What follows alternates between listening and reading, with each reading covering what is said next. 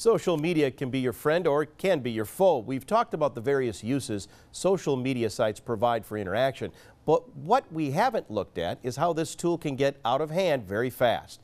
TV6's Blair Caldwell and Internet Managing Editor Aaron Boehm look at how your picture could quickly reach thousands of people, whether you want it to or not.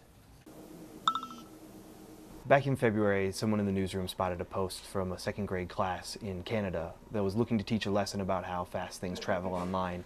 And we shared it on our Facebook page, and within 12 hours, it had been seen by 2 million people. With how fast things travel, people really need to learn to be intentional about what they post online. Even if you erase it, it doesn't take long to make its way into other aspects of the web, and it's pretty final. Marquette City Police say they hear of multiple cases of fraud happening where strangers pose as a friend to gain access to your information and commit crimes. Social media is actually sometimes helping criminals. When you post from vacation, they know your home is empty. When you take pictures, they can see your valuables. It's a matter of thinking before you post. Limit what you're putting out there. If it is something that you need to give out to certain friends, my suggestion would be to send it out in an email form or pick up a phone and actually call them so it's not out there for everybody else to see. They suggest you also keep an eye on your child's social media activity and have access to their accounts. Users need to be cautious about what is posted. When commenting online, people tend to say things that they wouldn't normally be willing to say when they're talking to someone face to face. So sometimes it does get a little more inappropriate, a little more heat of the moment.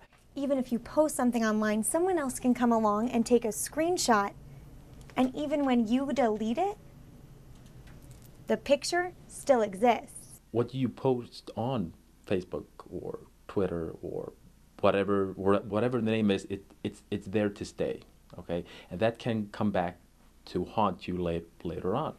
I think a lot of times people forget that and they're like, oh, I'm just, talking to my friends, and it's like actually there's people looking at that other than your family or friends. Although you do need to be cautious online, it's nearly impossible to ignore it altogether. Because it's at our fingertips, we can't escape it. Social media is changing the world, and we need to adapt with it. We might think of social media and Facebook and Twitter and all the sites as being very frivolous, but it's literally changing effectively everything about society. The choice is up to our generation if we want to use it as a friend or foe. Blair Caldwell, TV6 News, Marquette.